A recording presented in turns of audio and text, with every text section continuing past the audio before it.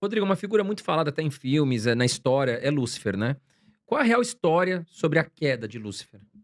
É interessante que o nome Lúcifer não aparece na Bíblia em canto nenhum. Ele é uma como eu diria assim, uma tradução, que os latinos fizeram, de um termo hebraico, estrela da manhã, que seria o termo, em hebraico, eles traduziram por Lutíferos, e colocaram como nome próprio. Lutíferos significa aquele que carrega a luz. E o nome Lutíferos acabou passando via traduções latinas da Bíblia para a teologia cristã, desde hã, a Vulgata Latina, e aí todo mundo falou Lúcifer, o Lúcifer, ou Lucifer, como alguns falam, mas nós não sabemos qual era o nome dele originalmente. A Bíblia não o chama de Lúcifer. A Bíblia, dá apelidos, mas também não é errado falar Lúcifer, vocês entendem? Porque tem alguns erros históricos que eles acabam ficando e eles não causam mal nenhum. Por exemplo, nós ensinamos que Pedro Álvares Cabral, quando chegou aqui no Brasil, encontrou várias tribos de índios. E a gente chama os pataxós, os tupinambás, os guaranis de índios. Mas nós sabemos que esse é um erro pentencenário, desde que Cabral, ou mesmo antes dele, Cristóvão Colombo, acreditava estar chegando às Índias, quando na verdade estavam descobrindo um novo continente, um novo país. E aí apelidaram o nome dos nativos de índios, por causa desse erro pentencenário, e até hoje os livros de história continuam chamando índios quem não é índio, porque nenhum deles tem nada a ver com a Índia. Sim. E eu não conheço nenhum cacique ou nenhum líder ligado à FUNAI que se ofenda de ser chamado de índio. Então, é um erro histórico, mas que emplacou e está tudo bem. Então, Lúcifer também é um erro histórico que emplacou e está tudo bem. A Bíblia, eh, tem apelidos que ela usa para descrever esse ser, ela os chama de Satanás. Satanás é uma palavra que vem do hebraico Satan, que significa adversário, acusador, no sentido jurídico da palavra, é um adversário jurídico, Uhum. é quase que um promotor, e aí depois o nome adversário acabou sendo um apelido para ele. Diabo, provavelmente uma alusão ao fato que ele foi lançado do céu, porque a palavra diabalos é uma palavra grega. Dia significa lançado através de, balos é lançar. Até que a gente fala bala do revólver, balística, Uhum. né? Então, o balaustre, então aquele que foi lançado através de. Demônio também é uma palavra que vem do grego, daimonion, que eram espíritos populares, que a palavra demos, que também significa povo, vem da mesma raiz, daimonion. Então são espíritos populares que tomam as pessoas, tomam as massas, acho que esses são os nomes. E aí tem depois os desdobramentos pós-bíblicos, como o dito cujo, carcará, sanguinolento, que o folclore brasileiro vai dando aí. Bom, a história bíblica, se você juntar as várias partes dela, dão a entender que esse que chamamos de diabo e Satanás, nome que aparece na Bíblia, a Bíblia tem os nomes diabo e Satanás. Não tem o nome Lúcifer, como eu falei. O diabo, o Satanás, ele era um anjo de luz, que ele estava na presença de Deus, é interpretado como sendo o querubim da guarda. A palavra querubim vem do hebraico queruv, que significa o cobridor, provavelmente uma das... A gente não tem uma certeza absoluta da etimologia de queruv, mas provavelmente é cobridor. Parece que, agora eu já estou dando uma interpretação, que quando a glória de Deus se manifestava, havia uma classe especial de anjos que abriam as asas para receber a glória de Deus a fim de não ofuscar os demais. Essa é uma interpretação rabínica antiga, os judeus já têm essa interpretação há muito tempo. E no santuário você tinha os dois querubins protegendo a arca da aliança, que justamente tinha um brilho ali, que não ofuscava. E no Éden também, quando Deus expulsa Adão e Eva do jardim, Deus coloca querubim com uma espada flamejante. Então parece que um desses anjos da classe dos querubins, ele começou uma rebelião contra Deus, arrastou consigo a terça parte dos anjos e o planeta Terra, devido à queda de Adão e Eva, tornou-se agora o seu distrito, o seu lugar de domínio. Ele não tinha o direito moral de ser o dono desse mundo, mas ele adquiriu o direito legal, uma vez que com a queda de Adão e Eva, o reino e o mundo foram entregues a Satanás. Tanto é que Jesus, quando estava sendo eh, traído por Judas, Judas veio com a turba para pegá-lo, Jesus disse, vem aí o príncipe desse mundo. Né? Então, o diabo é chamado de príncipe desse mundo. Você sabe que no direito você tem algumas disposições que não são morais, mas são legais. O juiz até admite que não é justo que ele fique com tudo, mas a documentação está em nome dele. Então, não, sabe, aquele filho foi o pior filho da família. Ele que deu mais dor de cabeça para o pai, batia no pai, batia na mãe, tudo mais e tal, mas quando o pai morreu, a herança está em nome dele. Então o juiz fala assim, olha, moralmente esse rapaz não merece ficar com nenhuma bala daquela família. Mas legalmente eu tenho que dar o ganho de causa para ele, porque os documentos estão em nome dele, não tem o que fazer. Então o mundo também estava nas mãos do diabo legalmente. Quando Jesus morre na cruz do Calvário, Jesus recupera. Por isso que a promessa da salvação de Jesus é agora o reino se tornou do Senhor e do seu Cristo. E nós, por extensão, somos co-herdeiros com Cristo. Mas o diabo ainda não foi destruído. Ele ainda está atuando nesse mundo e devemos tomar cuidado com dois extremos. O extremo de achar que o diabo não existe, que é muito perigoso, já falei. E o extremo de ficar também demonizando tudo, todos e falando mais do diabo do que de Deus. Com todo o respeito que eu tenho às mais diferentes crenças religiosas ou liturgias, eu faço uma observação muito singela de alguns pregadores que o centro do culto é o diabo. É a sessão do exorcismo e aquela coisa toda, e ele olha, cuidado com o diabo na sua vida, o diabo, cuidado que o diabo está nesse copo, o diabo está nesse celular. E ele não fala quase de Deus, só fala mais do diabo, do diabo, do diabo, do diabo, do diabo. Sabe? Eu acho que tem que falar mais da solução do que do problema. Exato. Né? Então não é achar que nada é nada, como eu falei, o diabo não existe, isso é uma figura de linguagem, mas também nem que é no outro extremo, de fazer do diabo quase que o centro da minha vida. Tem gente que tem mais medo do diabo do que confiança em Deus. Exatamente. Eu até antes de perguntar, aí eu vou puxar o gancho do que você falou de Rolex, enfim, eu quero também contar uma história de uma médica e amiga minha, que ela falou assim pra mim, Carol, se você entra nessa casa e tá suja, como é que ela vai estar na semana que vem? O que você acha? Eu vou falar, aí eu respondi, provavelmente mais suja. E aí ela falou, aí a resposta, Jesus não tem como atuar, ou as coisas melhores não tem como atuar, nem no sujo e muito menos no mais sujo. Então eu gravei isso e essa frase serve para muitas coisas na minha vida. Na sua opinião, Rodrigo, existem esses demônios que rondam as pessoas, rondam lugares? Bom, apesar de alguns teólogos colocarem o demônio como sendo uma figura de linguagem, a maior parte dos teólogos conservadores, eu participo deles, ao ler honestamente a Bíblia, não tem como considerar o diabo e os demônios como uma figura lendária. A Bíblia os coloca como seres reais. Eu dou exemplos bíblicos para você. Jesus passou 40 dias e 40 noites no deserto, tentado pelo diabo. Se o diabo é apenas uma figura de linguagem, um folclore como o Saci Pererê, como o Boitatá, como a mula sem cabeça, então Jesus foi tentado por um folclore. Jesus foi muita coisa em jogo, então quer dizer que o próprio Jesus estava equivocado. Jesus, em vários discursos, e para aqueles que são cristãos, eu acho que Jesus é uma figura inconteste, se ele falou, tá falado. Porque se você questiona Jesus, peraí, tá complicado. Como é que um budista questiona Buda? Como é que um muçulmano questiona Maomé? A figura máxima está ali. Jesus, em seus discursos, sempre tratou tanto o diabo como os demônios como seres reais. Ele fala, por exemplo, essa casta de demônios não sai senão através de muito jejum e oração.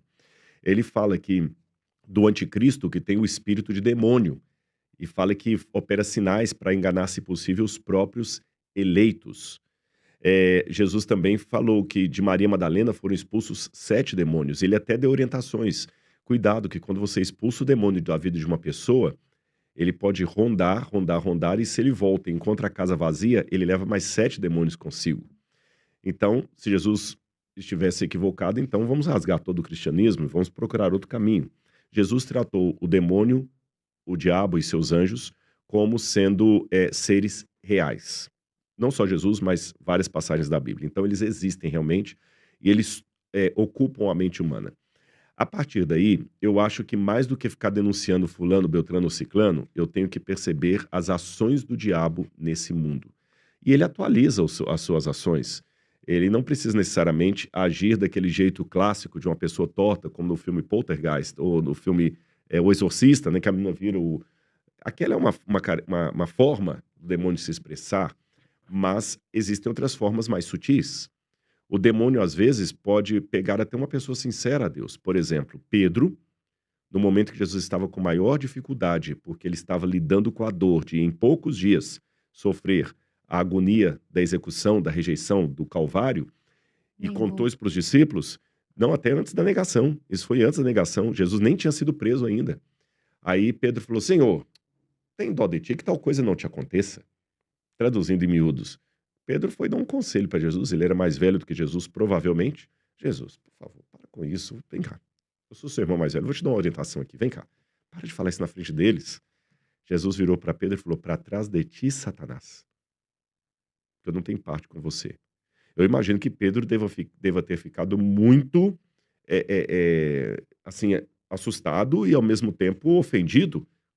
Mas o diabo, naquele momento de fraqueza, tomou a boca de Pedro e fez Pedro falar o que não deveria ter falado. No outro momento, quando Judas traiu Jesus, a Bíblia fala em determinado momento do Evangelho de João, porque o diabo já havia tomado conta dele, sabe? Então, embora nós tenhamos a nossa responsabilidade decisória sobre o mal ou o bem, no fim das contas sou eu que escolho, mas ao escolher o mal, eu também estou colocando a minha vida à mercê do diabo para que ele me use. E aqui eu termino a minha resposta para você, Carol, colocando assim: o diabo imita Deus. Ele é o maior imitador de Deus. Mas calma, não significa que ele imite o caráter de Deus. Você pode imitar uma pessoa porque você a admira muito e você quer ser parecida com ela. Essa é uma forma de imitação positiva. Vamos imitar as pessoas que nós amamos, que seus filhos imitem você, que vocês imitem os pais de vocês, porque são figuras que realmente... Agora existe a imitação da 25 de março, que é a falsificação, uma imitação apenas para enganar. Quando uma bolsa de qualidade duvidosa tem o mesmo nome de uma bolsa cara, ela não está imitando porque ela quer ser como a cara, ela quer imitar, ela quer realmente falsificar um relógio Rolex, que não é um Rolex, e assim por diante. Então o diabo, ele imita a Deus nessa segunda situação para falsificar. E ao imitar Deus, ele copia os atos de Deus. Muitas vezes o Espírito Santo toma conta da nossa mente e coloca na nossa boca uma palavra que é justamente aquilo que você precisa ouvir. Vocês mencionaram, não sei se foi o André ou você, da questão da espiritualidade.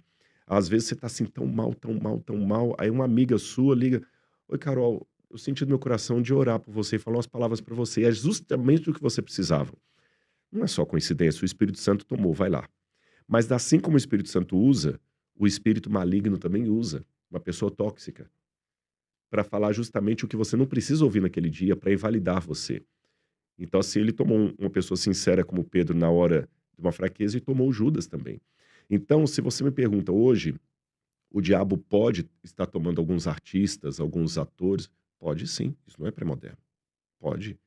Algumas pessoas, elas... E você sabe como toma? Pelos tipos de fruto que a arte daquela pessoa deixa. Por exemplo, eu tinha uma colega que ela, assim, né, pode até ser que eu esteja saindo do contexto. Ela tinha uma... Pra você ver como que Deus age na hora certa. Que ela tinha umas figuras, enfim, lá na casa dela. Não gosto nem de falar o nome. E eu tinha um aperto no meu coração com isso. E não sei, Jesus Cristo não queria que eu entrasse lá. Uhum. Mas um dia eu resolvi entrar na casa dela, porque é uma pessoa boa, muito boa. E eu conversava, eu falava: isso é um pacto ruim, isso vai vir com, assim, modo de dizer, vai vir com juros, porque isso é um pacto com o diabo, né? E aí um dia eu tava na casa dela, jantando, né, comendo um japonês, e eu tava com um crucifixo. Sem brincadeira, Rodrigo, meu crucifixo entortou. Uhum. Eu olhei, achei que era alguma coisa que caiu da comida, quando eu vi era o meu crucifixo entortado. Então, você vê como são as coisas, às vezes, Jesus Cristo protege a gente de certos ambientes, eu não digo nem de pessoas. Hoje, ela é totalmente ligada a Jesus. A própria fisionomia e a maneira como ela se comporta é totalmente diferente. Eu acho que você está coberto de Entendeu? razão, você não tangenciou o assunto, está dentro. Mesmo que eu saísse da religião, mesmo que eu fosse um ateu aqui, eu teria que admitir que o ambiente tóxico existe. Eu vou falar numa linguagem não religiosa para depois entrar na religião. Só para vocês verem que essa é uma verdade que ela extrapola os limites da igreja. A psicologia fala muito hoje de lar tóxico, família tóxica, relacionamento tóxico. E quando o relacionamento é tóxico, ele vai provocando uma mudança no ambiente. Por exemplo, há pessoas com autodestruição que tudo que ele pega, ele quebra. É uma coisa inconsciente. Tudo que ele pega, ele quebra. Tanto nos negócios, no sentido de bancarrota, quanto objetos mesmo. Ele quebra. Se você der esse copo pra ele, ele vai quebrar. O carro ele vai bater. A casa dele tá sempre zoneada. Mesmo quando ele limpa, tá um clima ruim. Que ele tem uma autodestruição tão grande que ele perpassa a autodestruição para aquilo que ele tem. Um relacionamento tóxico, você vai olhar, você mesmo sem saber o que tá acontecendo naquela casa, só de entrar, você sente um ambiente carregado. Então, a psicologia já mostrou que a gente não pode limitar, perdão aos excessivamente materialistas no sentido da filosofia materialista, não estou falando materialista de dinheiro, não, ou aquele que só acredita na matéria, né? Sim.